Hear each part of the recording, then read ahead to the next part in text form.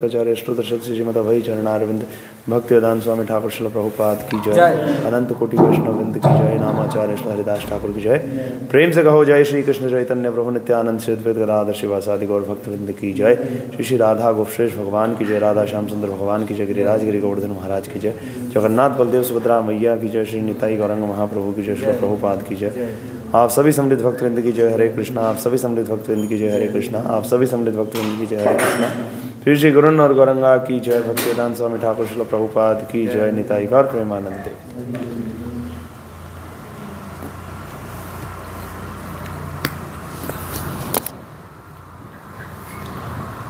ओम अज्ञानतिमिरन्धस्य ज्ञानाञ्जन शलाकया चक्षुरुन्मिलितं येन तस्मै श्री गुरवे नमः। श्री चैतन्य मनोभीष्टं स्थापितं येन भूतले स्वयं रूपकदा मह्यं ददाति स्वपदान्तिकं वन्देऽहं श्रीगुरो शुद्धविदकमलं। श्रीगुरुन् वैष्णवांश्च च श्रीरूपं साग्रजातं सहगणैः रघुनाथान्वितं तं सजीवं साद्वैतं सावधूतं परिजनसहितं कृष्णचैतन्यदेवं श्रीराधा कृष्णपादान् सहगणा ललिता श्रीविशाखान्वितांश्च च। हे कृष्ण करुणा सिन्धो दीनबन्धो जगत्पते गोपेश गोपिकान्त राधाकान्त नमोस्तुते। तप्त काञ्चन गौराङ्गी राधे वृन्दावनेश्वरी वृषभानुसुते देवी प्रणमामि हरिप्रिय। वाञ्छाकल्पतरुभ्यश्च कृपा सिन्धुभ्य एव च पतितानां पावनेभ्यो वैष्णवेभ्यो नमो नमः। जय श्री कृष्ण चैतन्य प्रभु नित्यानंद श्री अद्वैत गदाधर शिवासादि गौर भक्तवृंद। हरे कृष्ण कृष्ण कृष्ण हरे हरे, हरे राम राम राम हरे हरे। कृपया हाथ जोड़ लें और मेरे साथ साथ प्रभुपाद जी का प्रणाम मंत्र दोहराएं। नमो ओम विष्णुपादाय कृष्ण पृष्ठाय भूतले श्रीमते भक्ति वेदांत स्वामी नीति नामिने नमस्ते सारस्वती देवे गौरवाणी प्रचारिणे निर्विशेष शून्यवादी पाश्चात्य देशतारिणे। कृपया मेरे साथ नहीं मेरे पीछे दोहराएं। ओम नमो भगवते वासुदेवाय। ओम नमो भगवते वासुदेवाय। ओम नमो भगवते वासुदेवाय। ओम नमो भगवते वासुदेवाय। ओम नमो भगवते वासुदेवाय। नारायणं नमस्कृत्य नरं चैव नरोत्तमं देवीं सरस्वतीं व्यासं ततो जयमुदीरयेत्। नष्टप्रायेषु अभद्रेषु नित्यं भागवत सेवया भगवते उत्तम श्लोके भक्तिरभवती नैष्टिकी। जय गौर हरि। हरे कृष्ण। ओम नमो भगवते वासुदेवाय। ओम नमो भगवते वासुदेवाय। ओम नमो भगवते वासुदेवाय। ओम नमो भगवते वासुदेवाय। ओम नमो भगवते वासुदेवाय।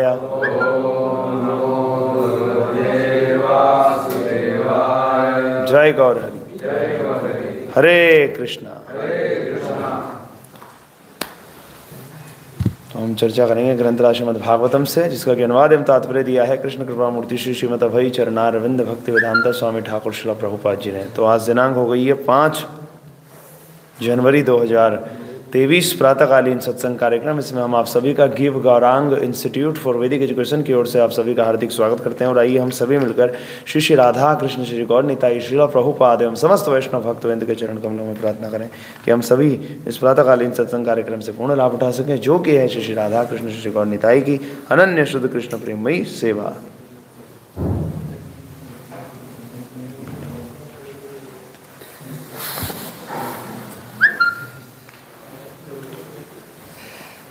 तो आप सभी भक्तवृंद मेरा प्रणाम स्वीकार करें। वाञ्छाकल्पतरुभ्यश्च कृपा सिन्धुभ्यो च पतितानां पावनेभ्यो वैष्णवेभ्यो नमो नमः। पूरा प्रयास रहेगा कि श्रीमद् भागवतम की शिक्षाओं को आपको सही तरीके से समझा पाएँ, परंतु बद जी में कोई गलती या त्रुटि रह सकती है, उसके लिए पहले ही क्षमा याचना कर लेते हैं आपसे, उसके लिए क्षमा प्रार्थी हैं। और अगर आप प्रेरित हों तो इसका पूर्ण श्रेय दीजिएगा हमारे दीक्षा गुरु भक्ति वेदांत स्वामी ठाकुर श्रील प्रभुपाद जी एवं हमारे शिक्षा गुरु श्री वृंदावन चंद्र दास जी को। हमारा रंच मात्र इसमें से यह योग्यता नहीं है, पूरा का पूरा श्रेय इन्हीं को है।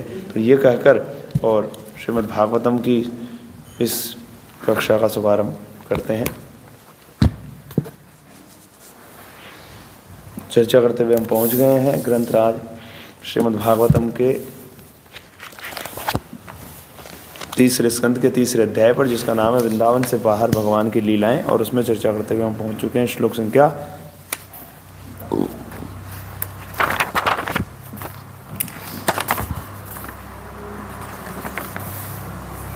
11 पर। श्लोक संख्या 11, श्लोक संख्या 12 और 13, 3 श्लोकों को हम कंबाइंड ले रहे हैं। आपने सुन लिया प्रभु जी जो मैं बोल रहा हूँ? श्लोक संख्या 11, 12 और 13 ले रहे हैं हम, आप ध्यान से सुना करें। अभी क्या डाला हुआ है आपने? 11। ठीक है, तो कर देना इसे 11, 12 और 13, क्योंकि 3 श्लोक कंबाइंड लेंगे। 2 श्लोकों में प्रभुपाद जी ने कोई तात्पर्य नहीं दिया है। शंबरम द्विविधम बाणम मुराम बलवमल बलवलमेव च अन्यांश दंत वक्रादीन वदित काश्वघातयत। तो उसके बाद फिर ध्यान रखिएगा, जैसा कि हम देख रहे हैं कि उद्धव जी एक के बाद एक भगवान के विषय में कथन करते जा रहे हैं, भगवान की लीलाओं के विषय में बताए जा रहे हैं। पहले उन्होंने वृंदावन में जो पहले उद्धव जी ने भगवान श्री कृष्ण की जो भगवान श्री कृष्ण ने वृंदावन में लीलाएं संपन्न करी उनका उल्लेख किया, और उसके पश्चात फिर उद्धव जी भगवान श्री कृष्ण ने जो वृंदावन से बाहर अपनी विभिन्न लीलाएं संपन्न करी उसके विषय में उन लीलाओं का स्मरण किए जा रहे हैं, और एक के बाद एक लीला कहते जा रहे हैं।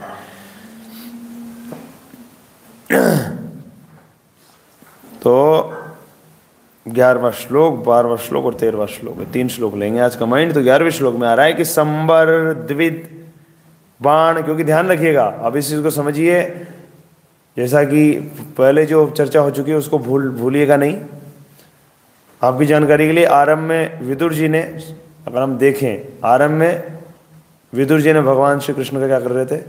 विदुर जी उनका स्मरण कर रहे थे, और फिर भगवान के विषय में विभिन्न चीज़ें पूछताछ करने के पश्चात वो रुक गए, और फिर उद्धव जी ने बोलना आरंभ किया। और ये हम ऑलरेडी पढ़ चुके हैं श्रीमद् भागवतम में, प्रभुपाद जी के तात्पर्यों के अंदर। प्रभुपाद जी ने स्पष्ट रूप में लिखा है कि भगवान के जो शुद्ध भक्त होते हैं, अनन्य भक्तों को, वो सामान्यतया भगवान के तिरोभाव पर ज़्यादा चर्चा नहीं करते। क्या नहीं करते? तिरोभाव पर नहीं करते। तो इसीलिए ध्यान रखिएगा, जब उनसे पूछा गया भगवान कृष्ण के विषय में कि भाई कृष्ण भगवान कैसे हैं, उनके संबंधी कैसे हैं सब, तो उद्धव जी ने भगवान का क्या है आविर्भाव से बात करना आरंभ करी, और उसके बाद में ऐसे करते करते और तिरोभाव के नजदीक पहुंच चुके हैं। भगवान ने जब क्या है तिरोभाव की लीला तक पहुंच चुके हैं चर्चा करते हुए, ध्यान रखिएगा, उसके काफी करीब आ चुके हैं करते हुए, भगवान की लीलाओं का स्मरण करते हुए। तो अब इस श्लोक के अंदर 11, 12 और 13, 11वें में क्या बताते हैं कि संबर द्वित बाण मुर बलवल जैसे राजाओं तथा दंत वक्र इत्यादि बहुत से असुरों में से कुछ को उन्होंने स्वयं मारा और कुछ को अन्यों यथा बलदेव आदि द्वारा मरवाया। श्लोक संख्या 12।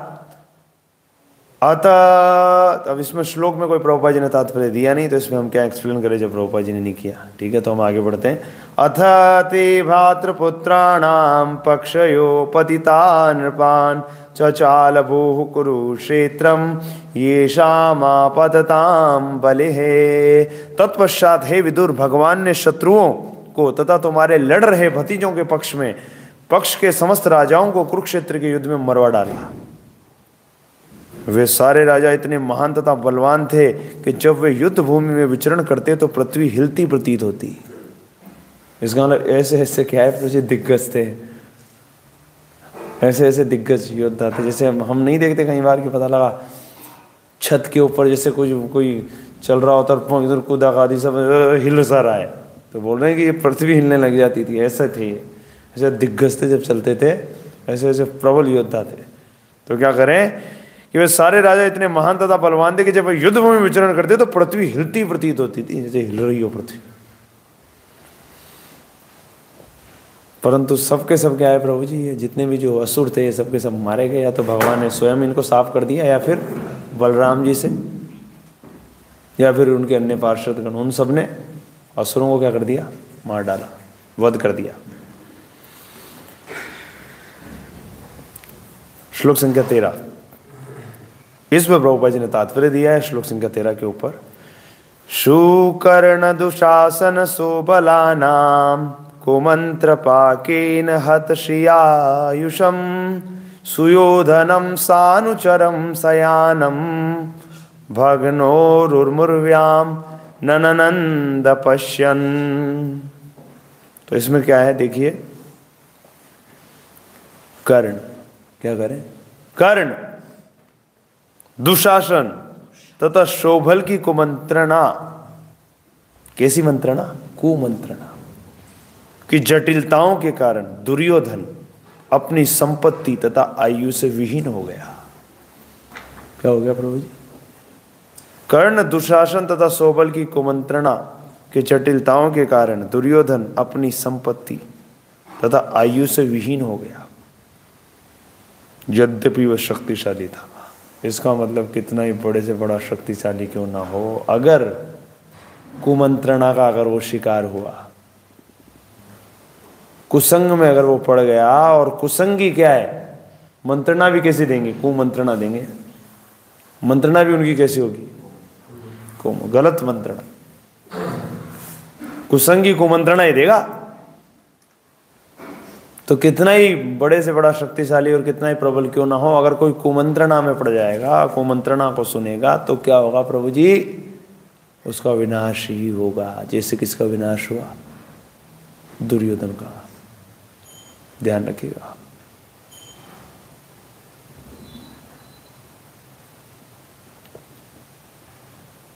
यद्यपि वह शक्तिशाली था, किंतु जब वह अपने अनुयायियों समेत भूमि पर लेटा हुआ था, क्या करें, किंतु जब वह अपने अनुयायियों समेत, जय गौरहरि, यद्यपि वह शक्तिशाली था, किंतु जब वह अपने अनुयायियों समेत भूमि पर लेटा हुआ था, उसकी जांघें टूटी थी। और किसने तोड़ी थी जांघें? भीम, भीम जी ने अच्छे से तोड़ी थी। तो क्या आ रहा है, जब इस पृथ्वी, जब वो अपने अनुयायियों समेत भूमि पर लेटा हुआ था, तो उसकी जांघें टूटी थी, और भगवान इस दृश्य को देखकर प्रसन्न नहीं थे। क्या है, भगवान इस दृश्य को देखकर क्या है प्रभु जी, प्रसन्न नहीं थे। ये उल्लेख कर रहे हैं कौन, उद्धव जी। अब ये प्रश्न उठ जाता है कि भाई क्यों नहीं थे, उन्होंने तो तुड़वाए थे, उन्होंने तो कला सिखाई थी कृष्ण भगवान ने। भीम को सिखाया किसने था कि कैसे इसके तोड़ने, हाँ कैसे इसको धराशायी करना है, किसने सिखाया था? भीम जी, कृष्ण भगवान ने। परंतु कह रहे भगवान इस दृश्य को देखकर प्रसन्न नहीं थे। क्यों नहीं थे? ममेवाम सजीव लोके जीव भूता सनातना। हर जीव किसका अंश है? भगवान का विभिन्न अंश, निजांश नहीं है, परंतु क्या है, विभिन्नांश तो है। इसका मतलब अंश, अंश तो है, निजांश का हो या भिन्नांश का हो, है तो अंश ही ना।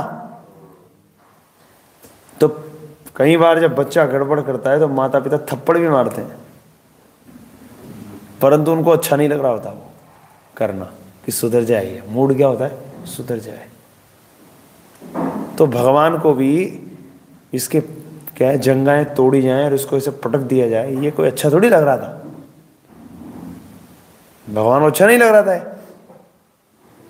परंतु क्या है, दुर्योधन करी ऐसे कार्य रहा था कि ऐसा करवाना ही पड़ा। इसका मतलब समझो आप, ये जो इतनी दंड भोग रही हैं जीवात्माएं, भगवान को मजा थोड़ी आता है उनको दंड देके। भगवान तो क्या है, भगवान तो यही चाहते हैं कि सारे के सारे जीव क्या है, जन्म मृत्यु के चक्कर से निकल जाएं। इस भौतिक जगत में विभिन्न प्रकार की यातनाओं को उनको न सहना पड़े, वो यहाँ से निकल जाए, वो अपने घर वापस लौट जाए, भगवत धाम चली जाए। भगवान की इच्छा तो यही है। परंतु हम जीवों की इच्छा ये नहीं है, प्रॉब्लम ये है। जैसे गवर्नमेंट तो यही चाहती है कि सब अच्छे नागरिक बन के रहें, परंतु कुछ फिर भी क्या करते हैं, गड़बड़ करते हैं। तो गवर्नमेंट को क्या बनानी पड़ती है, जेल। क्या बनानी पड़ती है, जेल। अब कहोगे गवर्नमेंट ने देखो जेल बनाई, गवर्नमेंट ने जेल बनाई, परंतु बनवाई किसने? जो ये गड़बड़ करते हैं इन लोगों ने। क्योंकि ये अगर सामान्य लोगों के बीच में रहेंगे तो उनके बीच में और उत्पात मचाएंगे। सही बात है कि नहीं? इसलिए समझिए, परंतु ये ध्यान रखिएगा, क्योंकि भगवान परमात्मा के रूप में, ध्यान रखिएगा, परमात्मा के रूप में प्रत्येक जीव के हृदय में बैठे हुए हैं और परमात्मा के रूप में उपद्रष्टा और नियंता के रूप में विद्यमान है। और वो देखते हैं कि जिसने जैसा किया है उसका वैसा परिणाम उसको मिलना चाहिए। ये ध्यान रखिएगा। प्रभुपाद जी तात्पर्य में क्या समझाते हैं, ध्यानपूर्वक समझने का प्रयास करिएगा। प्रभुपाद जी लिख रहे हैं तात्पर्य के अंदर इस श्लोक को समझाते हुए कि धृतराष्ट्र के प्रमुख पुत्र दुर्योधन का पतन भगवान को अच्छा नहीं लगा। क्या करें, उसका पतन भगवान को अच्छा नहीं लगा। यद्यपि वे अर्जुन के पक्ष में थे, यद्यपि अर्जुन के पक्ष में थे और उन्होंने भीम को सलाह दी थी कि युद्ध में दुर्योधन की जांघें किस तरह तोड़ें। देखिए प्रभुपाद जी क्या करें कि कैसे इसकी जांघें तोड़नी है, ये सलाह किसने दी थी, कृष्ण भगवान ने। परंतु जब उसकी जांघें टूट गई, वो पड़ा था धराशायी होकर के पृथ्वी पर, तो भगवान को अच्छा नहीं लग रहा था। कहने का मतलब ये कि जब जीवात्माएं कष्ट भोगती हैं तो भगवान को मजा नहीं आता कोई। भगवान की इच्छा ही रहती है कि सुधरें, पर हम सुधरने को तैयार ही नहीं होते। अब माता पिता नहीं करते, सुधर ही नहीं रहा बच्चा, सुधर ही ना, 2-4 लगा देने उसको थप्पड़, पर वो थप्पड़ लगाने का उद्देश्य भी क्या होता है कि सुधर जाए, कि उनको मजा आता है उसको मारने में। बताओ आप, समझो आप, उनको मजा थोड़ी आता है, परंतु सुधार। तो उसी प्रकार से ये जो त्रिताप से पीड़ित है हर जीव, और ये त्रिताप से पीड़ित किस लिए, कि समझ जाए जीव कि ये स्थान उसके रहने लायक नहीं है, उसको अकल आ जाए, इसलिए त्रिताप है। सही बात है कि नहीं, कि समझ जाए जीव कि भौतिक जगत मेरे रहने लायक स्थान नहीं है, वो सोचे, इस चीज पर विचार करे, पर जीव तैयार ही नहीं है। प्रभु जी, जीव तो क्या करता है, यही सड़ते रहना चाहता है। तो भगवान बड़े कृपालु हैं, भगवान आते हैं और संदेश देते हैं कि क्या कर रहा है जीव, समझ। भगवान स्वयं आते हैं, कभी अपने पार्षदों को भेजते हैं, स्वयं आते हैं, उनके भगवान के अवतार आते हैं, स्वयं भगवान भी आते हैं, उनके अवतार आते हैं, उनके क्या है प्रभु जी, विभिन्न पार्षद गण आते हैं, और वो सब आकर हम सबको यही शिक्षा देते हैं कि भगवान श्री कृष्ण की अनन्य भक्ति के पथ को, भगवान श्री कृष्ण के शुद्ध भक्ति का जो पथ है उसको हम सब अंगीकार करें, उसको हम स्वीकार करें और अपने जीवन को धन्य बनाएं। परंतु जीव उस संदेश को क्या है प्रभु जी, अपना नहीं पाते, इसलिए दुखी रहते हैं। तो यहां पर यही कह रहे हैं, देखिए आप, भगवान को बाध्य होकर क्या करें, भगवान को बाध्य होकर बुराई करने वाले को दंड देना पड़ता है। भगवान को इंटरेस्ट नहीं है उसके अंदर, वो तो दंड तो देना ही पड़ेगा, और वो गलत कर रहा है तो। भगवान को बाध्य होकर बुराई करने वाले को दंड देना पड़ता है, किंतु ऐसा दंड देते हुए प्रसन्न नहीं होते। देखिए आप, क्या है, वो ऐसा दंड देते हुए प्रभु जी प्रसन्न नहीं होते, उनको प्रसन्नता नहीं होती उसके अंदर, क्योंकि सारे जीव मूलतः उनके भिन्नांश होते हैं। क्या करें प्रभु जी, सारे के सारे जीव किसके, किनके हैं, भगवान के, इसलिए उनको कैसे खुशी होगी उसके अंदर। उसके बाद कह रहे हैं, प्रभुपाद लिख रहे हैं तात्पर्य के अंदर, वे बुराई करने वाले के प्रति वज्र से भी कठोर, क्या है, वज्र से भी कठोर, और श्रद्धावानों के प्रति गुलाब के फूल से भी कोमल रहते हैं। बुराई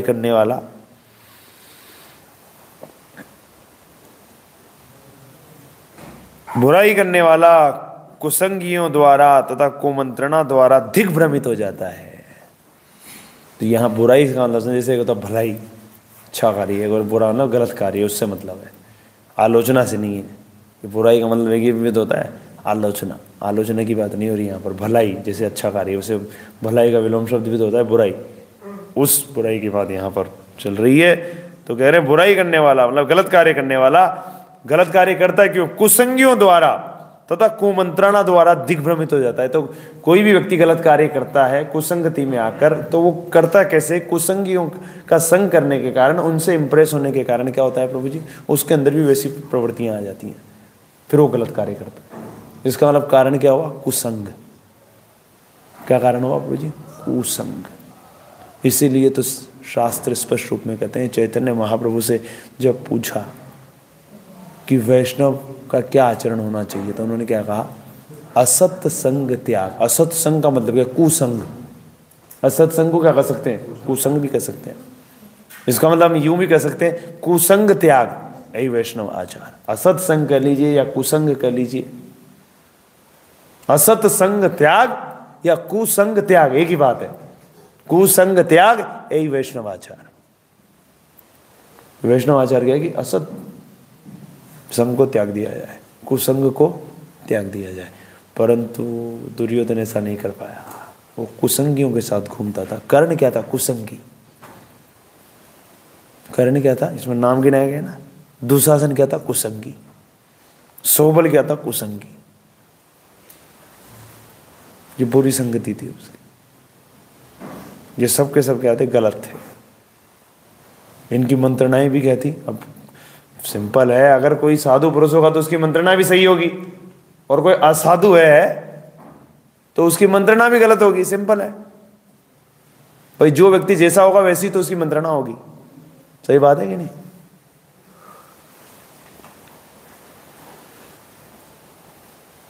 बुराई करने वाला कुसंगियों द्वारा तथा कुमंत्रणा द्वारा दिग्भ्रमित हो जाता है।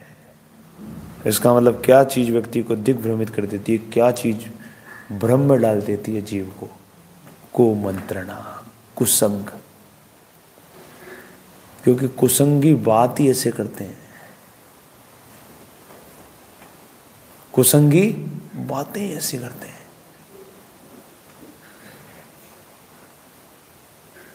दिग्भ्रमित हो जाता है।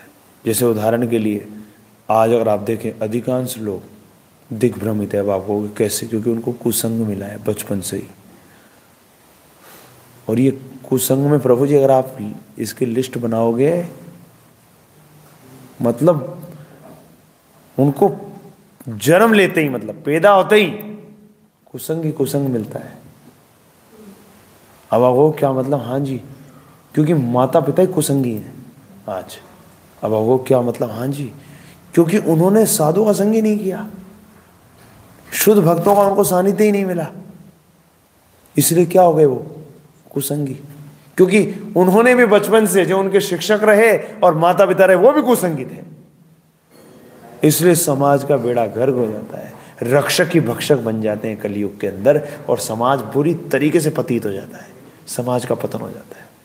माता पिता की जिम्मेदारी होती है, बहुत बड़ी रिस्पॉन्सिबिलिटी होती है। उनको गुरु के समान बताया गया है। माता पिता को किसके समान बताया गया, गुरु के तुल्य। और गुरु का कार्य क्या है, गुरु क्या करते हैं बताइए, एडवाइस देते हैं। इसका मतलब माता पिता का कार्य भी क्या हुआ, एडवाइस देना। पर वो तो एडवाइस ही गलत देते हैं बचपन से ही। सही बात है कि नहीं, एडवाइस ही गलत देते। कहते जीवन का लक्ष्य है पैसे कमाना, धन कमाना, नाम कमाना, शोहरत, क्या है, पैसे होने चाहिए, यही है जीवन का लक्ष्य। ये बताइए ठूंसते हैं कि नहीं ठूंसते, बिल्कुल गलत है, बोगस है एकदम। जीवन का लक्ष्य ये है ही नहीं। क्योंकि अगर जीवन का लक्ष्य ये होता तो बताइए, फिर तो इसका मतलब अगर ये जीवन का लक्ष्य होता तो फिर तो जो पैसे वाला है वो सबसे ज्यादा सुखी होता, परंतु तो है ही नहीं। सफल कौन है, जो सुखी है वो सफल है, और जो सुखी नहीं है वो विफल है। बड़ा सिंपल है। क्योंकि हर व्यक्ति कुछ भी कर रहा हो इसीलिए करता है क्योंकि उससे उसको क्या मिलेगा, सुख। सही बात है कि नहीं। पर पैसे वाले तो इतनी टेंशन होती है उनको तो जबरदस्त, नींद की गोलियां नहीं लेके सोना पड़ता है।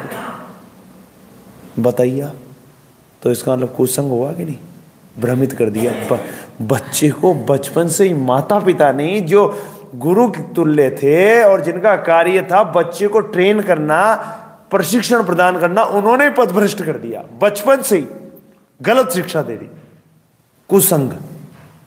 क्या दे दिया प्रभु जी, कुसंग दिया, अपनी गलत संगति, बच्चे को गलत दिशा में डाल दिया। और फिर बाद में खुद ही पछताते हैं उससे कि बच्चे ने वो दिशा ऐसी पकड़ी कि क्या है, और माता पिता से भी कोई पैसे वैसे मिल नहीं रहे, इनको वृद्धाश्रम छोड़ के आ जाओ।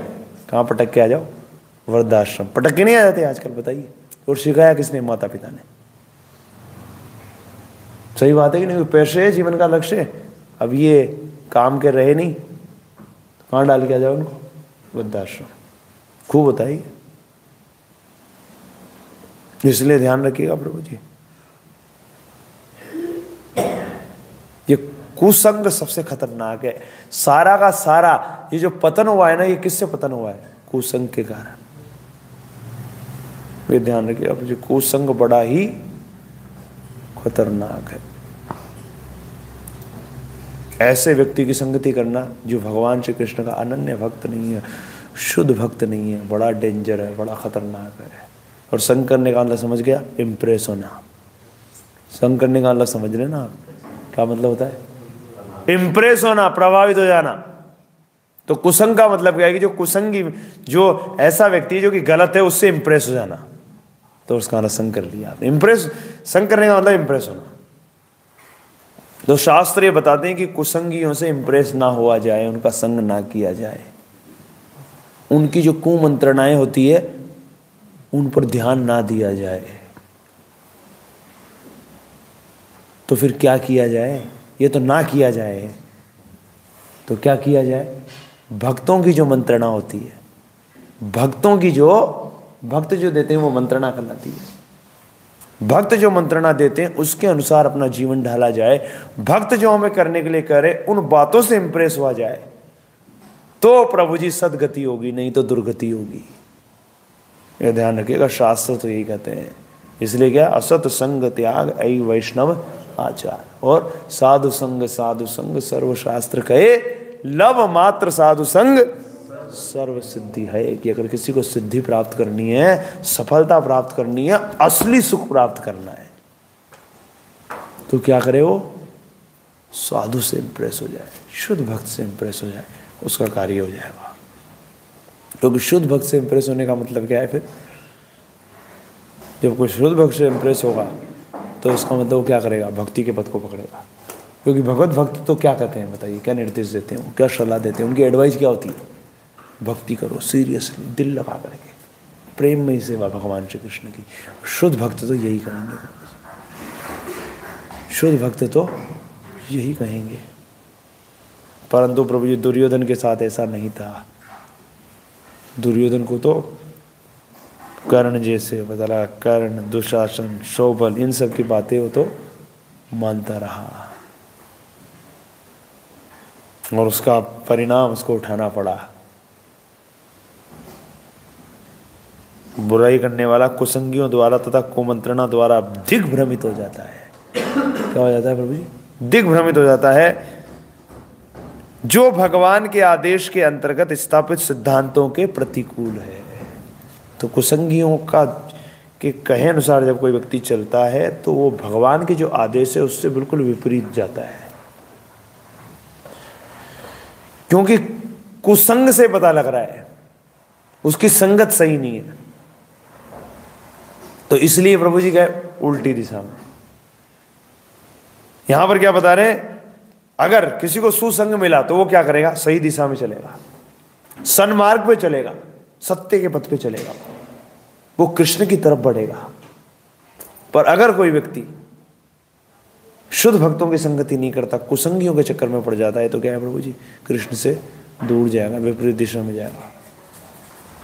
तो यहां पर इसीलिए कह रहे हैं कि बुराई करने वाला कुसंगियों द्वारा तथा कुमंत्रणा द्वारा दिग्भ्रमित हो जाता है, जो भगवान के आदेश के अंतर्गत स्थापित सिद्धांतों के प्रतिकूल है, और इस प्रकार वह दंड का भागी बनता है। इसका मतलब समझो आप, अगर आपने कुसंग किया तो उसका क्या परिणाम होगा? आपको दंड भुगतना पड़ेगा। और अगर आपने सुसंग किया, शुद्ध भक्तों का संग किया, तो आपको पुरस्कार प्राप्त होंगे। और वो पुरस्कार क्या है? सर्वोच्च पुरस्कार है प्रभु जी, भगवत धाम। क्या प्राप्त होगा? भगवत धाम। भगवान कृष्ण कह रहे हैं, यद गत्वा न निर्वतन्ते तद धाम परमं मम।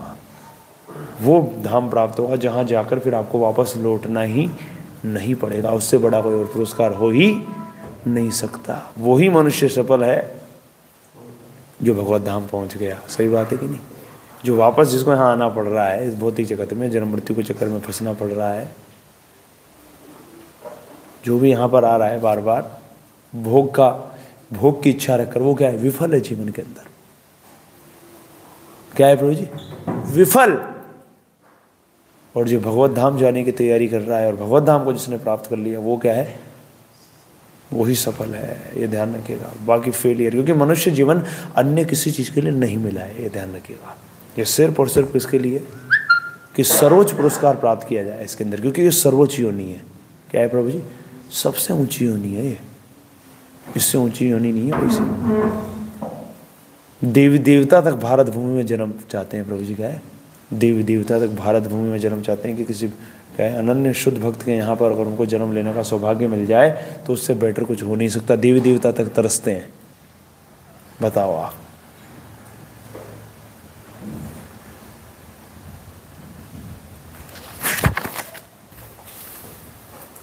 फिर देखिए आप प्रभुपाद जी क्या कहते हैं, सुख का सबसे निश्चित मार्ग। क्या करें? सुख का, प्रभुपाद जी लिखते हैं, सुख का सबसे निश्चित मार्ग, मतलब जिसमें सुख मिलेगा ही मिलेगा, इसमें कोई डाउट ही नहीं है। क्या करें? सुख का सबसे निश्चित मार्ग भगवान द्वारा बनाए गए सिद्धांतों का पालन करना, क्योंकि भगवान ने गीता में स्पष्ट रूप में कहा है, सुसुखुम कर्तुम अव्ययम। जो भी भगवान के द्वारा जो सिद्धांत बताए गए उनका जो भी पालना करता है उसको क्या मिलता है? सुसुखुम, जो कभी खत्म ही नहीं होता। परंतु किसको? कर्तुम, जो करता है, जो भगवान ने निर्देश दिए। करता है मतलब क्या करता है? भगवान ने जो आदेश दिए हैं उसकी जो पालना करता है। कर्तुम, उसको सुख मिलता है। और कैसा सुख मिलता है? अव्ययम, जिसका कभी व्यय ही नहीं होता, जो कभी खत्म ही नहीं होता, वो सुख प्राप्त होता है उसको। और प्रभुपाद जी क्या लिख रहे हैं? सबसे निश्चित मार्ग, बिल्कुल फिक्स्ड है जी सुख मिलना। और सुख भी कैसा? जो कभी खत्म नहीं होगा और निरंतर बढ़ता ही चला जाएगा, वो सुख मिलेगा। वो सुख प्राप्त होगा जो कभी खत्म ही नहीं होता और निरंतर बढ़ता ही जाता है, वो सुख आपको प्राप्त होगा प्रभु जी।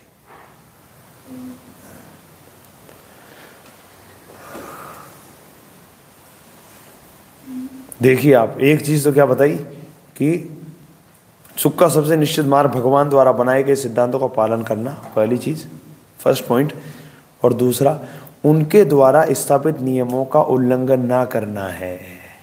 भगवान के द्वारा बनाए गए जो स्थापित नियम है उनकी पालना करनी है, और जिन चीजों को उन्होंने करने के लिए मना कर रखा है उन चीजों को नहीं करना है। कहने का अभिप्राय संक्षिप्त में और टू द पॉइंट अगर हम बात करें तो पद्म पुराण का कथन याद कर लीजिए, कृष्ण को हर समय याद रखो, कृष्ण को कभी भूलो नहीं। ये जो 16 नियम और 16 माला और 4 नियम जो हम पालन करते हैं, 16 माला किस लिए बताइए आप? कि कृष्ण भगवान हर समय याद रहें। और 4 नियम किस लिए पालन करते हैं? कि कृष्ण को कभी भूल ना जाएं, क्योंकि 4 नियम तोड़ेंगे तो कृष्ण को भूल जाएंगे। और 16 माला किस लिए? जिससे कृष्ण हर समय याद रख सकें। ये ध्यान रखिएगा। इसका मतलब हमारा जीवन किस पर आधारित होना चाहिए? कृष्ण को हर समय याद रखना है, कृष्ण को कभी भूलना नहीं है, इसी पर हमारा जीवन चलना चाहिए।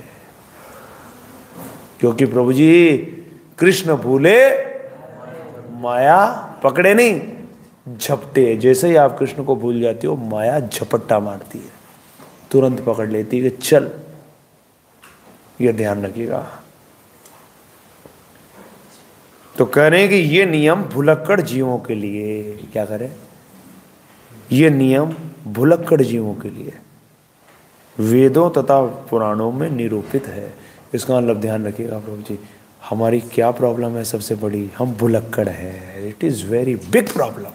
ये बहुत बड़ी समस्या है प्रभु जी हमारी। हम भूल जाते हैं बार बार। आप खुद देखिए क्या चीज हमें रोक रही है भक्ति में आगे बढ़ने से, बताइए? हमारा भुलक्कड़पना।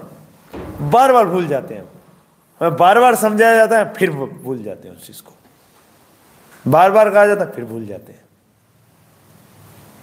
हम याद ही नहीं रखते भगवान की बातों को, हम उनको भूल जाते हैं। और जब उन बातों को भूल जाओगे तो इसका मतलब क्या होगा प्रभु जी? उन बातों को भूलोगे तो फिर प्रॉब्लम आएगी। क्योंकि कृष्ण भूले माया झपटे। अब ध्यान रखिएगा, इसको यूं भी कह सकते हैं आप, कृष्ण भगवान ने जो आदेश दिए उनको भूले तो माया झपटे। कृष्ण आदेश की पालना को आपने छोड़ा तो माया झपटे, क्योंकि कृष्ण भगवान में और कृष्ण के आदेशों में कोई फर्क नहीं है। इसका मतलब कृष्ण आदेश भूले, माया झपटे, आप ये भी कर सकते हो, क्योंकि कृष्ण आदेश और कृष्ण एक ही चीज है, दोनों में कोई फर्क नहीं है, ये अभिन्न है। इसका मतलब अगर व्यक्ति कृष्ण भगवान के आदेशों को याद रखें जो उन्होंने दिए हैं, निर्देश जो भगवान ने दिए हैं, भगवान ने जो बातें बताई हैं, अगर कोई उनको याद रखे तो माया कुछ नहीं कर सकती। परंतु वो तो हमें याद ही नहीं रहता, उसको हम भूल जाते हैं। हाँ, जब नींद आ रही होती है बहुत खतरनाक, तो सब भूल जाता है आदमी, उसको बड़ा उसमें क्या आ रहा होता है, मजा। बोले कौन से कृष्ण आदेश और कौन सा गुरु की आज्ञा, कुछ नहीं, क्या सो ले तो मरने दे, बाद में देख लेंगे जो होगा, सो तो सही बात है कि नहीं। भूल जाते हैं हम प्रभु जी, क्या है, हम भूल जाते हैं भगवान के कथनों को। सुबह सुबह क्या होता है बताइए, सुबह क्या होता है, जब उठाया जाता है या उठना होता है, उस समय क्या होता है, भूले हुए तो होते हैं हम, उठना पड़ेगा, अरे नहीं करते ऐसे, बड़ी प्रॉब्लम आती है। सही बात है कि नहीं, बड़ी दिक्कत आती है। परंतु अगर याद हो तो कोई प्रॉब्लम नहीं आएगी, क्यों, मनुष्य जीवन में अगर वो सब बातें याद हो। और सुबह क्या होता है, एकदम व्यक्ति को कुछ नहीं जी, एकदम बस, फिर जब उठता है, अरे क्या कर दिया है, वो हो मनुष्य, फिर चलता है दिमाग, उस समय नहीं, वो आवाज हो गई गुरु जी कहते हैं ना, वो साउंड हो जाए तो मतलब बात बिल्कुल सही है। तो क्या कहा कि भाई उस समय नहीं आता, बाद में तो बिल्कुल सही है। सबके साथ ये तो प्रॉब्लम है, वो पहले तो रजाई के अंदर क्या है, अब सर्दी वैसे इतने खतरनाक हो रही है, तो मन कहता है थोड़ा घुस जा रजाई में, क्या प्रॉब्लम आ रही है, थोड़ा और अंदर रह जा, है ना जी। फिर बाद में पछताता है, अरे क्यों मन की सुन ली, उस समय 5 मिनट के लिए ही गए, निद्रासन पे गए थे, परंतु फिर 5 मिनट तो 50 मिनट हो गई, क्या हो गई, 50 मिनट हो गई, पता भी नहीं लगता, पता भी नहीं लगता। तो ये ध्यान रखिए प्रभु जी, यहाँ स्पष्ट है कि ये नियम भुलक्कड़ जीवों के लिए वेदों तथा पुराणों में निरूपित है। इसका मतलब क्या करना पड़ेगा प्रभु जी, ये हमें क्या करना पड़ेगा, हमें इन सिद्धांतों को, इन जो बताया जा रहा है शास्त्रों में, इनको प्रभु जी मतलब ये समझिए, समझना पड़ेगा, मनन करना पड़ेगा, प्रैक्टिस करनी पड़ेगी इनकी बार बार। ये केवल बोलने के लिए नहीं है, गुरु जी कहते तो ये ज्ञान झाड़ने के लिए नहीं है केवल, कि आपने बता दिया दुनिया को कि ऐसा करना चाहिए वैसा करना चाहिए। ये खुद के लिए आत्म साक्षात्कार का विज्ञान है। किसके लिए, कि आप अपने आप को देखिए कि मैं इन शास्त्रों के कथनों के अनुसार अपना जीवन जी रहा हूं कि नहीं, शास्त्रों के जो कथन है उनके प्रति मैं विश्वस्त हूं कि नहीं। एक एक बात जो शास्त्र में बताई गई है वो पूर्णतः सत्य है। भौतिक जगत दुखों का घर है, परंतु सारे कुसंगी क्या कहते हैं कि नहीं, गलत है गीता, कृष्ण भगवान ने सही बात नहीं कही, ये सुखाल्यम है। क्या लड़ाई है कुसंगियों की, बताइए कुसंगी क्या कहते हैं, कुसंगी करते क्या है, अरे हाँ इधर मजा आएगा, क्या बेवकूफ की तरह माला लेकर बैठा हुआ है, चले जरा, नहीं कहते, माला करे जा रहा है, यही काम है क्या, कुछ जिंदगी में आया कुछ तो कर यही बोलते ना, जिंदगी में आया है कुछ तो कर, यही थोड़ी है।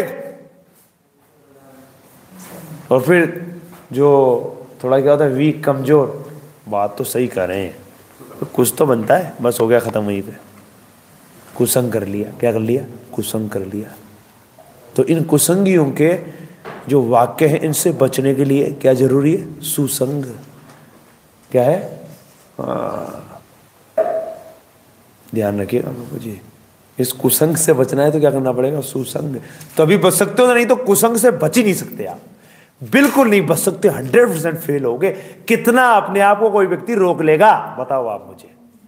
अगर आपने देखा कई बार हम हाथ धोकर ही पीछे पड़ जाते हैं कि फुल टाइम आ जाओ, अब कुछ देखते हो, नहीं तो चढ़ाई कर दी इसने, इसलिए क्योंकि प्रभु जी भौतिकतावादियों के बीच में रहकर कितना कोई अपने आप को बचा लेगा, बताइए। इसलिए कहते हैं कि किसी के पास में अगर मौका है पूरी तरीके से भक्ति के पद को ग्रहण करने का, तो वो क्यों ना करे, कितना बचा लेगा अपने आप को, बताइए।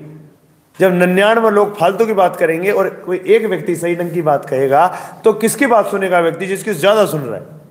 वो तो एक कह रहा है, ये 99 कह रहे हैं। और बाहर तो लोग अधिकतर लोग क्या है, कृष्ण भावनामत से रहित है। तो उनकी एडवाइस भी क्या होगी कि कृष्ण भावनामत को छोड़ो, सर्वधर्मान परित्यज्य कोई करने की चीज थोड़ी है, ये कोई प्रैक्टिकल थोड़ी है। हाँ जी, ये कोई प्रैक्टिकल थोड़ी है कि सब धर्मों को छोड़कर पूरी तरीके से भगवान की भक्ति में लग जाओ। It is not practical. इसका मतलब भगवान ने ऐसे बोल दिया क्या?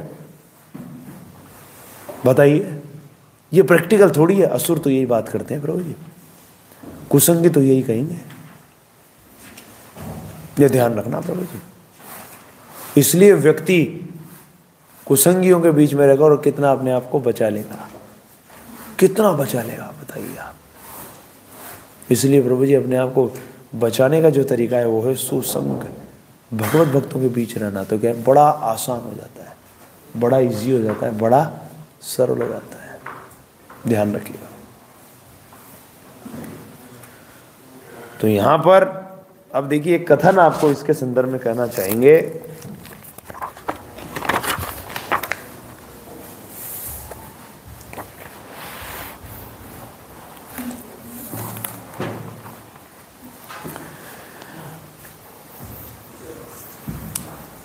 देखिए भगवान कपिल देव जी इसी के संदर्भ में अपनी माता को, देवहूति जी को उपदेश देते हुए कहते हैं, श्रीमद् भागवतम के 3 स्कंद के 29वां अध्याय है और उसका 17वां और 18वां श्लोक है। उसमें कुसंग के विषय में कुछ उन्होंने उल्लेख किया है। कुसंग और सुसंग दोनों के विषय में ही उन्होंने कुछ बताया है। तो इस कथन को एक बार ध्यानपूर्वक सुनिएगा। कपिल देव जी, भगवान कपिल देव कहते हैं, भक्त को चाहिए कि गुरु तथा आचार्यों को सर्वोच्च सम्मान प्रदान करते हुए क्या करें? भक्त को चाहिए कि गुरु तथा आचार्यों को सर्वोच्च सम्मान प्रदान करते हुए भक्ति करें। उसे दीनों पर दयालु होना चाहिए और अपने समान व्यक्तियों से मित्रता करनी चाहिए, किंतु उसके सारे कार्यकलाप नियम पूर्वक तथा इंद्रिय संयम के साथ संपन्न होने चाहिए। कैसे प्रभु जी? इंद्रिय संयम के साथ संपन्न होने चाहिए। फिर देखिए, भक्त को चाहिए, कपिल देव जी क्या करें? भक्त को चाहिए कि आध्यात्मिक बात ही सुने। क्या करें प्रभु जी? भक्त को चाहिए कि आध्यात्मिक बात ही सुने और अपने समय का सदुपयोग भगवान के पवित्र नाम के जप में करे। किस में करे? भगवान के पवित्र नाम के जप में। हरे कृष्ण कृष्ण कृष्ण हरे हरे, हरे राम राम राम हरे हरे। इसमें करे सदुपयोग। और असुरों के लिए ये समय का दुरुपयोग है। कुसंगी क्या कहते हैं कि पागल क्या कर रहा है? 16 माला करना जरूरी है? 8 ही कर ले, 4 ही कर ले। भगवान का तो 10 मिनट नाम ले ले, क्या फर्क पड़ता है? जरूरी है क्या कि भगवान को 24 घंटे याद किया जाए? कुसंगी यही कहते हैं। जबकि शुद्ध भक्त क्या कहते हैं? हाँ जरूरी है, क्योंकि शरीर कभी भी त्याग सकते हैं। जब आप 5 मिनट याद करते हो उसी समय शरीर त्यागोगे, क्या गारंटी है इसकी? बताना। जब भगवान का स्मरण नहीं कर रहे उस समय मृत्यु हुई तो क्या होगा? भगवान कहते हैं यम यम वाप स्मरण भाव त्यजन्ते अंत कलेवरम तम तम तमैवेति कौन्ते सदा तद भाव भावे तक। जिस भाव का स्मरण करते हुए शरीर को त्यागोगे उसी के अनुसार गति होगी। तो हमें अपनी गति के विषय में चिंतित तो होना ही चाहिए, क्योंकि प्रभु जी बाकी चीजें तो मिलेगी या नहीं मिलेगी, एक चीज तो हमें जरूर मिलनी है और वो है मृत्यु। मृत्यु तो हमारी होगी ही होगी। भक्त ये कहते हैं कि हमें मृत्यु की तैयारी करनी चाहिए, क्योंकि मृत्यु ध्रुव है। जातस्य ही ध्रुवो मृत्यु। स्पष्ट करे, जातस्य ही, जिसने जन्म लिया है, ध्रुवो मृत्यु, उसके लिए मृत्यु ध्रुव है, अटल है, टल नहीं सकती। बड़े बड़े असुरों ने प्रयास किया टालने का, पर टाल नहीं पाए। तो छोटे मोटे असुर तो क्या टालेंगे? नहीं टाल सकते आप। इसका मतलब मृत्यु होनी है, पर उसके लिए कर क्या रहा है आज व्यक्ति? बताइए बताइए, कौन क्या कर रहा है? मृत्यु की तैयारी कौन कर रहा है? मतलब ही नहीं है जी किसी को। बोले ये कोई शुभ शुभ बात किया करो, ये क्या मृत्यु की बातें करो, ये कोई टाइम है मृत्यु की बात करने का? तो कब है टाइम?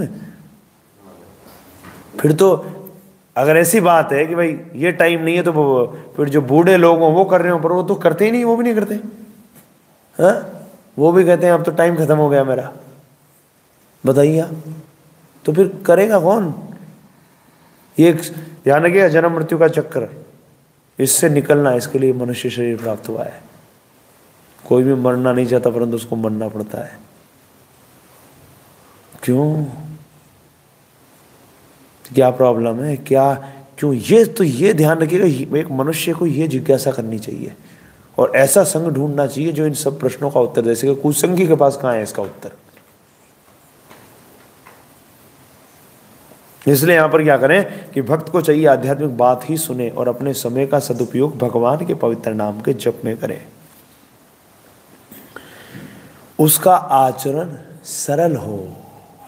देखिए क्या करें, उसका आचरण सरल हो। अब सरल का मतलब समझ गए ना, एकदम सिंपल। मतलब जो कहते हैं जैसे प्रभुपाद जी की दोगलापन बड़ा खतरनाक है भक्ति के अंदर, छिपाव करना, दोहरा चरित्र रखना, ये सब बहुत प्रॉब्लम है। इससे दिक्कत आ जाती है। चल कुछ रहा है, बोल कुछ रहा है, ये सब भक्ति नहीं होती। फिर गुरु जी कहते हैं कि फिर व्यक्ति से भक्ति नहीं हो सकती। एकदम सिंपल होना चाहिए, तब तो भक्ति कर सकता है, नहीं तो भक्ति कर ही नहीं सकता। अंदर हालत खराब हो रही है, गुरुदेव पूछ रहे और कैसे चल रही है भक्ति? बढ़िया गुरु जी, हालत बुरी है एकदम।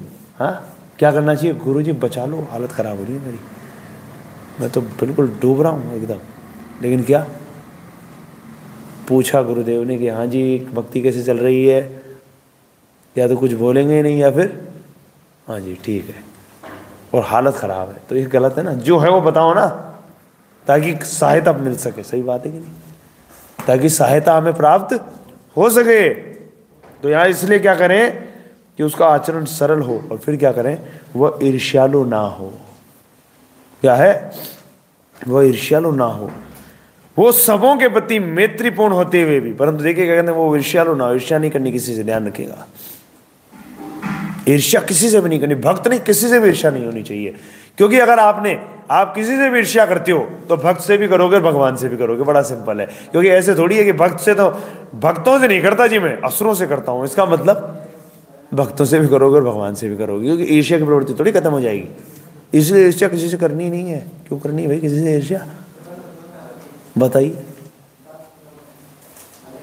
यहां पर क्या करें, वो ईर्ष्यालु ना हो और वो सबों के प्रति मैत्रीपूर्ण होते हुए भी। सबों के प्रति क्या रखें? मैत्रीपूर्ण। क्या करें? परंतु देखो, वो सबों के प्रति मैत्रीपूर्ण होते हुए, क्योंकि मैत्रीपूर्ण होता है भक्त सबके प्रति। तो क्या करें? वह सबों के प्रति मैत्रीपूर्ण होते हुए भी ऐसे व्यक्तियों की संगति से बचे। क्या करें? एक तरफ करें मैत्रीपूर्ण, और दूसरी तरफ क्या करें कि वह सबों के प्रति मैत्रीपूर्ण होते हुए भी ऐसे व्यक्तियों की संगति से बचे जो आध्यात्मिक दृष्टि से उन्नत नहीं है। कहने का मतलब जो आध्यात्मिक दृष्टि से उन्नत नहीं है, उनसे बचे। और आज आपकी जानकारी के लिए, समाज के अधिकांश लोग आध्यात्मिक दृष्टि से उन्नत नहीं है। क्योंकि अर्जुन जी तक को रिजेक्ट कर दिया था भगवान ने, जब अर्जुन जी क्या बातें कर रहे थे, शरीर के प्लेटफॉर्म पर बात कर रहे थे और बड़े उच्च लेवल की बात कर रहे थे, सब कुछ छोड़ देने की बात कर रहे थे, नैतिकता के हाईएस्ट प्लेटफॉर्म पर बात कर रहे थे अर्जुन जी, और उसको रिजेक्ट कर दिया था भगवान ने कि शरीर के प्लेटफॉर्म पर अर्जुन तुम मूर्ख हो। क्या हो? मूर्ख, ये बोला था भगवान ने। और आज अधिकांश व्यक्ति तो नैतिकता के स्तर पे भी बिल्कुल एकदम लोअर कैटेगरी में है, एकदम नैतिकता का भी उनसे ढंग से पालन नहीं होता। और कुछ हैं जो नैतिकता के क्या है, अच्छे प्लेटफॉर्म पर हैं, परंतु दोनों ही शरीर के प्लेटफॉर्म पर हैं, इसलिए दोनों के दोनों रिजेक्ट। क्या बोलते हैं उसको, कि मतलब दोनों के दोनों ही बेकार हैं। वो ऐसों का संग में कोई फायदा नहीं है। कि कुछ लोग हैं जो क्या है, बिल्कुल एकदम विकर्म में लगे हुए, पाप कर्मों में लगे हुए, परंतु कुछ कर्म में लगे हुए। जैसे बताया गया ना कि कर्म, विकर्म और अकर्म, तो कुछ कर्म मतलब पुण्य कर्मों में लगे हुए कई लोग। कुछ लोग पुण्य कर्मों में लगे हुए, कुछ पाप में लगे हुए, परंतु जो पुण्यों में लगे हुए उनका संग भी खतरनाक है, और जो क्या है पाप में, उनका भी खतरनाक है। हकीकत में संग करना चाहिए जो अकर्म में लगे हुए, और अकर्म का अल्लाह समझ गए, वो कार्य जो बांधते नहीं है उन कार्यों में। मतलब भगवान श्री कृष्ण की अनन्य भक्ति, शुद्ध भक्ति के पथ पर जो मनुष्य लगे हुए, ऐसे शुद्ध भक्तों की संगति करनी चाहिए, क्योंकि वो आपको सन्मार्ग की ओर ले जाने वाले हैं। क्योंकि पुण्य से भी क्या फायदा होने वाला है, इसी बौद्धिक जगत में आओगे वापस। इस भौतिक जगत में ही वापस आपको आना पड़ेगा, वो भी कुसंगी। कोई पुण्य के चक्कर में उसका भी संग मत करो, वो भी कुसंगी, कुसंगी है वो भी, क्योंकि भौतिक जगत में लेके आएगा वो संग आपको। और पापी का भी नहीं, न पापी का करो न पुण्यात्मा का करो, तो फिर किसका करो? शुद्ध भक्तों का करो, जो आपको भगवत भक्ति के अंदर आगे बढ़ाएंगे, जो आपको कहेंगे कि ना क्या कर, ना तो कर्म कर ना ही विकर्म कर, वो कहेंगे अकर्म। और लोगों को मालूम ही नहीं है इसके बारे में क्या है, वो तो बस डायलॉग मारते रहते हैं, कर्मण्येवाधिकारस्ते मा फलेषु कदाचन, तेरा कर्म करने पर अधिकार है। एक कौन सा कर्म करूं? कर्म तो 3 प्रकार के हैं, कर्म भी है, कार्य तो 3 प्रकार के बताए गए हैं, कर्म भी है, अकर्म भी है, विकर्म भी है। कौन सा कर्म की बात कर रहे हो? भगवान तो कहते हैं अकर्म करना चाहिए, और अकर्म का मतलब समझ में आ गया आपको? अकर्म का मतलब अकर्मण्यता से नहीं है। अकर्म का मतलब क्या है कि सारे के सारे कार्य भगवान श्री कृष्ण की प्रसन्नता के लिए किए जाने चाहिए, तो वो बांधते नहीं है। कर्म का मतलब क्या होता है? वो कार्य जो आपको नए नए शरीर दिलाए, कर्म कहलाते हैं। तो भगवान श्री कृष्ण की प्रसन्नता के लिए जो भी आप कार्य करते हैं, हरि की संतुष्टि के लिए, वो कार्य तो है, एक्टिविटी तो है, परंतु वो आपको बांधती नहीं है, इसलिए वो क्या कहलाती है? अकर्म। इसलिए उनको क्या कहा जाता है प्रभु जी? अकर्म। तो इसलिए क्या करना है? अकर्म। तो उन भगवत भक्तों का संग करिए, उनका सानिध्य प्राप्त करिए जो अकर्म कर रहे हैं, मतलब भगवान श्री कृष्ण की अनन्य भक्ति के पथ पर हैं, शुद्ध भक्ति के पथ पर हैं, उनका संग करिए। इसलिए स्पष्ट कर दिया, आध्यात्मिक दृष्टि से उन्नत नहीं है, उनका संग ना करें। ये कह रहे हैं स्पष्ट रूप में कपिल देव जी अपनी देवहूति माता को, कि जो आध्यात्मिक दृष्टि से उन्नत नहीं है।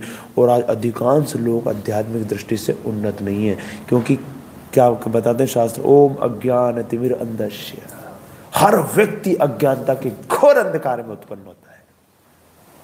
वो तो गुरुदेव की कृपा से उसको ज्ञान का प्रकाश प्राप्त होता है, नहीं तो व्यक्ति किस में प्रकट होता है बताइए? अज्ञानता के घोर अंधकार में। आज लोग बड़ी बड़ी बातें करते हैं, परंतु सब शरीर के प्लेटफॉर्म पर होती है। सही बात है कि नहीं? इसलिए ध्यान रखिएगा प्रभु जी, भक्तों का संग बहुत जरूरी है। इसलिए हम आपसे निवेदन करेंगे, अपना ये जो हमें मौका प्राप्त हो गया है, हमें जो अवसर प्राप्त हो गया है, प्रभुपाद जी से महाभागवत का सानिध्य प्राप्त होना, ये कोई मतलब मजाक नहीं है कि ऐसे ही मिल गया हमें, नहीं। हमने न जाने कब से हम लगे हुए, तब जाके हमें ये अवसर मिला है। इसको हाथ से मत जाने देना। हमें बिल्कुल एकदम क्लियर है कि कृष्ण ही परम भगवान है, उनका धाम है, उनकी प्रेममयी सेवा में लगना यही जीवन का लक्ष्य है। बाकी सब टाइम बर्बाद करना है। ये सारे सिद्धांत प्रभुपाद जी की कृपा से, और जो हमारे शिक्षा गुरु हैं श्री वृंदावन चंद्र दास जी, उन्होंने जिस तरीके से प्रेजेंटेशन दी है, फिलोसॉफी को जिस तरीके से समझाया है, प्रभुपाद जी के वाक्यों को एज इट इज हमारे सामने रखा है, उस सबसे हमें ये चीज एकदम क्लियर है, एकदम पिक्चर क्लियर कि करना क्या है जीवन में, किस लिए जीवन मिला है। बताइए सही है कि नहीं? छोटे छोटे बच्चे भी जो हैं गेहूं के अंदर जुड़े हैं, उनको मालूम है कि जीवन का लक्ष्य क्या है। बुड्ढों को नहीं मालूम होगा, पता लगा मरने को है 70 साल, 75 साल, 80 साल। उनसे पूछें कि क्या है जीवन का लक्ष्य, नहीं बता पाएंगे। और यहाँ पता लगा 3 साल, 4 साल, 5 साल, 10 साल, 12 साल, 13 साल, सब बच्चे यूं बोल देते हैं कृष्ण भक्ति करना, अपने घर वापस जाना, भगवत भक्ति के पथ पे लगना, यूं जवाब देते हैं फटाक से। इसका ना समझो आप। इसलिए समझिए, ये हमें जो मौका मिल गया है, ये अवसर प्राप्त हो गया है प्रभु जी, इसको हाथ से मत जाने दीजिएगा। इसका सदुपयोग करना है कृष्ण के लिए, इस जीवन का उपयोग करिए और कुसंग को छोड़िए, नहीं तो वही हालत होगी जो दुर्योधन की हुई। क्या है? वही हालत होगी, ये ध्यान रखिएगा प्रभु। फिर वही दाह संस्कार होगा, और दाह संस्कार के समय वो कपाल क्रिया जो होती है ना, वो जोर से ठोक जो कहते हैं, वो वाला होगा। सही है कि नहीं? और वो क्रियाएं चलती रहेंगी बार बार। तो इसको छोड़ो प्रभु जी, संग करिए भक्तों का।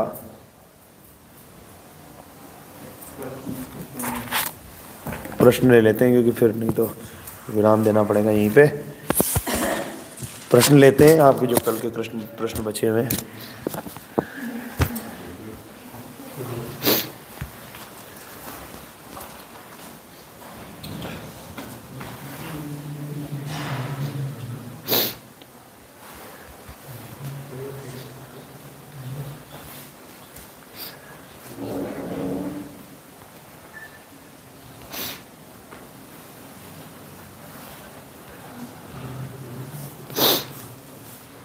ठीक है, तो हम उसके बाद में ये प्रश्न है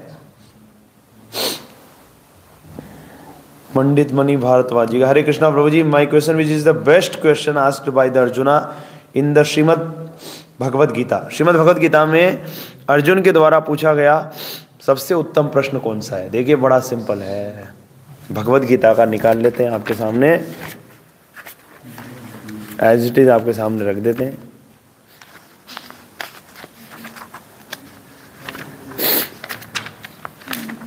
दूसरा अध्याय और उसका 7वां श्लोक। अब मैं अपनी कृपण दुर्बलता के कारण अपना कर्तव्य भूल गया हूँ, सारा धैर्य खो चुका हूँ। ऐसी अवस्था में आपसे पूछ रहा हूँ कि जो मेरे लिए श्रेष्ठकर हो उसे निश्चित रूप में बताएं। अब मैं आपका शिष्य हूँ, आपका शरणागत हूँ, कृपा मुझे उपदेश दें। तो ध्यान रखिएगा प्रभु जी, जो आपने पूछा कि श्रीमद् भगवद गीता में अर्जुन द्वारा पूछा गया सबसे उत्तम प्रश्न कौन सा है, तो ध्यान रखिएगा यही है, क्योंकि इसी से फिर बाकी सब चीज आती है। क्या कि अब मैं अपनी कृपण दुर्बलता के कारण अपना कर्तव्य भूल गया हूँ, सारा धैर्य खो चुका हूँ। ऐसी अवस्था में मैं आपसे पूछ रहा हूँ कि जो मेरे लिए श्रेष्ठकर हो उसे निश्चित रूप से बताएं। अब मैं आपका शिष्य हूँ, आपका शरणागत हूँ, कृपया मुझे उपदेश दीजिए। यही है, क्योंकि इसी के कारण बाकी सब कुछ जानने का फिर अर्जुन जी को मौका मिला। यही सबसे उत्तम है, इसी पर सब कुछ टिका हुआ है, ध्यान रखिएगा। और ये रहा इसका। और अगर आप पूछें फिलोसॉफी के बात करें, अगर आप दर्शन की बात करें, तो उसके अंदर क्या है, न त्वेवाहम जातो नासम न त्वं नेमे जनाधिपा।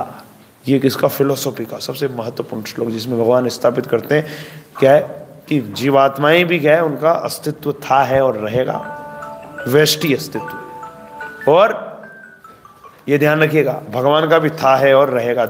अन्य राजाओं के संदर्भ मतलब जीवात्मा भी थी, है और रहेगी, उसका अस्तित्व, व्यक्तित्व जो है उसको स्वीकार किया गया और वो सनातन है। इसलिए वो फिलोसॉफी का महत्वपूर्ण ध्यान रखेगा। फिलोसॉफी अगर समझनी है तो उस श्लोक को अगर किसी ने मिस कर दिया तो उसको फिर दर्शन समझ नहीं आएगा, फिलोसॉफी में वो गोता खा जाएगा, ये ध्यान रखेगा। और अगर आप प्रश्न इसकी बात करें अर्जुन जी के द्वारा जो पूछा गया, तो ये श्लोक गुरु जी ने बताया। ठीक है जी, उसके बाद में है प्रश्न इनका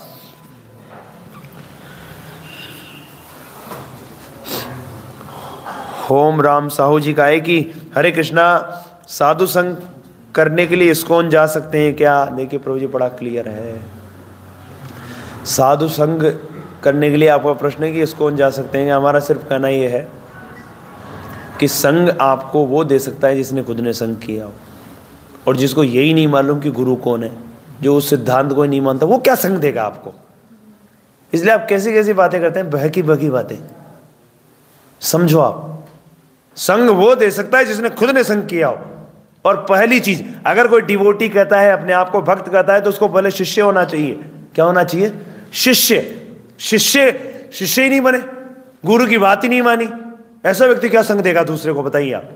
और दूसरा उसका क्या संग लेगा? कोई फायदा नहीं होगा। बुद्धिमान बनिए, संग उसका करिए जो संग देने में समर्थ हो। और संग कौन दे सकता है? जिसने खुद ने संग लिया हो।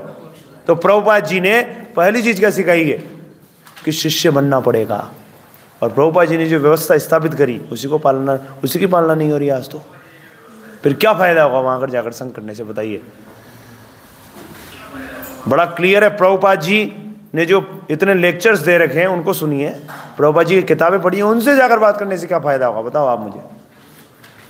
बुद्धिमान बनिए, जो प्रभुपाद जी के ट्रू फॉलोवर हैं उनको फॉलो करिए, नहीं तो कुछ नहीं मिलने वाला, ये ध्यान रखिएगा।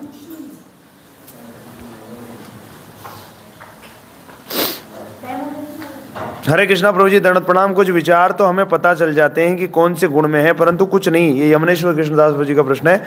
हरे कृष्णा प्रभु जी, दंडवत प्रणाम प्रभु जी आपको भी। कुछ विचार तो हमें पता चल जाते हैं कि कौन से गुण में है, परंतु कुछ नहीं पता चल पाते हैं। तो इसके लिए हम कैसे समझे कि कौन सा विचार या कौन सा कार्य कौन से गुण में है? और जब ये पता चल जाए कि अभी जो विचार चल रहा है वो कौन से गुण में है, तो हमें क्या करना चाहिए? देखिए प्रभु जी, जब गुरु जी के सामने ये प्रश्न किया गया तो गुरु जी ने ये कहा कि इस पर रिसर्च मत करो कि कौन सा विचार आया और कौन से गुण में है, ये कौन सा गुण में है, मतलब फिर गुणों में घूम जाओगे आप कि ये सतोगुण में, रजोगुण में, तमो। तो गुरु जी ने ये भी बताया कि कई बार एक विचार जो आया वो सतो रजो तमो का मिश्रण होता है उसके अंदर, इसलिए पागल हो जाओगे आप। इसलिए पागल नहीं होना हमें, तो चक्कर में मत पड़ो कि जो विचार आया ये कौन से गुण में है, क्या है। नहीं, जो भी कृष्ण भगवान की सेवा को छोड़कर अन्य विचार है वो बांधने वाला है, क्योंकि सतोगुण विचार कौन सा नहीं बांधने वाला, और रजोगुणी वाला कौन सा नहीं बांधने वाला, और तमोगुणी वाला कौन सा नहीं बांधने वाला, बताइए आप। सबके सब बांध देंगे आपको। सोने का रस्सी या चांदी की या फिर लोहे की, सबके सब बांधते हैं। तो इसलिए क्यों चक्कर में पड़ना। आप सिर्फ ये देखो कि ये जो विचार आया ये 3 गुणों के अंतर्गत है कि 3 गुणों से बाहर है। अगर 3 गुणों के अंतर्गत तो फंसाने वाला है, और 3 गुणों से बाहर है तो श्रेष्ठ है। और 3 गुणों से बाहर का मतलब क्या हुआ, भगवान श्री कृष्ण की अनन्य भक्ति, शुद्ध भक्ति के पथ पर चलना, गुरु की आज्ञाओं का पालन करना, वो सब विचार ठीक है। तो उन सब विचारों से उत्प्रोत रहिए और उन विचारों पे मनन करिए, और बाकी जितने प्रकार के जो विचार आते हैं उन सबको 3 गुणों के अंतर्गत जानिए, और उन गुणों से और उन विचारों से अपने आप को विलग करिए, ये ध्यान रखिए।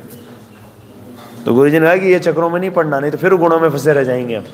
हमें तो कृष्ण की भक्ति में लगना है बस, इस चीज पे पूरी एकाग्रता अपनी लगाइए, नहीं तो इसी में फंसे रह जाएंगे। और इसीलिए ध्यान रखिएगा प्रभु जी, अंडरस्टैंडिंग किस चीज को किस तरीके से समझना है तो वो समझ कौन देते हैं, गुरुदेव। तो हमने ये कथन कहा था, उसी के आधार पर आपने प्रश्न किया होगा कि भाई जब व्यक्ति गुणों की प्रतिक्रियाओं को समझ जाता है, जब व्यक्ति गुणों की प्रतिक्रियाओं को समझ जाता है तो उसकी मुक्ति की प्राप्ति सुनिश्चित है। इसका मतलब व्यक्ति समझ गया कि ये जो विचार आया ये कार्य किस गुण में, इस तरीके से जो हमने एक्सप्लेनेशन दी थी तो गुरुजी ने उसके संदर्भ में ये कहा कि हकीकत में इसका मतलब ये है कि व्यक्ति ये समझ जाए कि ये जो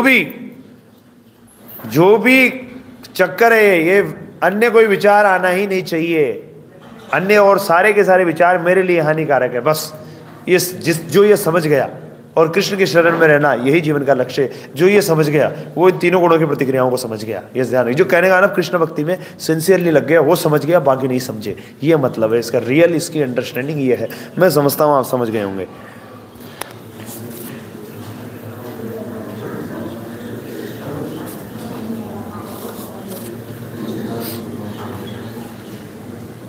चलिए हो गए, सारे प्रश्न उत्तर हो चुके हैं। तो आपके अगर कोई भी प्रश्न हो, कोई भी जिज्ञासा हो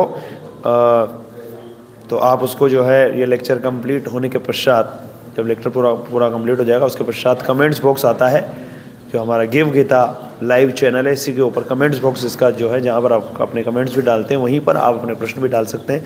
अगर आप चैट के ऊपर डालेंगे वहाँ से हम प्रश्न नहीं उठाते, ध्यान रखिएगा। हम केवल कमेंट्स बॉक्स पे जाते हैं, वहाँ से प्रश्न उठाते हैं और उसको फिर गुरुजी से राय लेकर और आपको उत्तर देने का प्रयास करते हैं। अगर आपकी कोई भी क्वेरी है, कोई भी जिज्ञासा है तो आप बिल्कुल पूछ सकते हैं। प्रश्नों का समाधान होना बहुत ज़रूरी है, तो आप अपना प्रश्न डाल सकते हैं, गुरुजी से एडवाइस लेकर और आपके प्रश्न का उत्तर देने का प्रयास करेंगे। तो यही कहकर आज की जो भागवतम की कक्षा है उसको विराम देते हैं, और उसको विराम देने से पूर्व एक बार जो प्रचार कार्य किया गया भगवान की प्रसन्नता के लिए उसका विवरण रख देते हैं। श्री राधा गोपशेष, राधा श्याम सुंदर, जगन्नाथ बलदेव सुभद्रा मैया, नित्यानंद जी, गौरंग महापुरुष, शिल प्रभुपाद एवं समस्त वैष्णव भक्तवृंद, आप सबकी प्रसन्नता के लिए जो प्रचार कार्य किया गया 3 तारीख को, उसका विवरण इस प्रकार से है। निताई गौरांग संकीर्तन पार्टी के विषय में बात करें तो PDF फॉर्म में 65 बुक भेजी गई, 13 घंटे कोर्स का लिंक सेंड किया गया। 27 लोगों को एक माला स्टार्ट करवाई गई 3 जीवों से, और माला इंक्रीज करवाई गई 2 जीवों से, और फॉलोअप कॉल हुए 34, और 5 जीवों ने कोर्स सुनना आरंभ कर दिया। हरि बोल। जगन्नाथ बलदेव सुभद्रा संकीर्तन पार्टी के विषय में बात करें 67 जो है बुक डिस्ट्रीब्यूट करी गई, फेसबुक लिंक के माध्यम से 121 लोगों तक कोर्स पहुंचाया गया, और 13 घंटे का कोर्स का लिंक सेंड किया गया 111 लोगों को। हरि बोल। और राधा गोपशेष संकीर्तन पार्टी और गिरिराज गोवर्धन संकीर्तन पार्टी के विषय में बात करें तो 22 बुक डिस्ट्रीब्यूट करी गई। हरि बोल। और टोटल अगर विवरण करें, टोटल विवरण बताएं तो 89 टोटल बुक जो है डिस्ट्रीब्यूट हुई, 65 PDF फॉर्म में, 259 13 घंटे कोर्स का लिंक सेंड किया गया लोगों को, 3 जीवों से माला करवाई गई आरंभ, 2 जीवों से इंक्रीज करवाई गई माला, और 34 लोगों से फॉलोअप कॉल किए गए, और 5 जीवों ने कोर्स सुनना आरंभ कर दिया। तो ये प्रचार कार्य का विवरण रहा। जिन्होंने भी प्रयास किया उन सबके लिए हरि बोल, और जिन्होंने नहीं किया उसके लिए भी प्रार्थना भगवान से कि आप सब भी लगें जिससे भगवान के प्रिय बने। आप सभी का बहुत बहुत धन्यवाद। ग्रंथराज श्रीमद् भागवतम की जय। भक्तिवेदांत स्वामी ठाकुर श्रील प्रभुपाद की जय। निताई गौर प्रेमानंदे।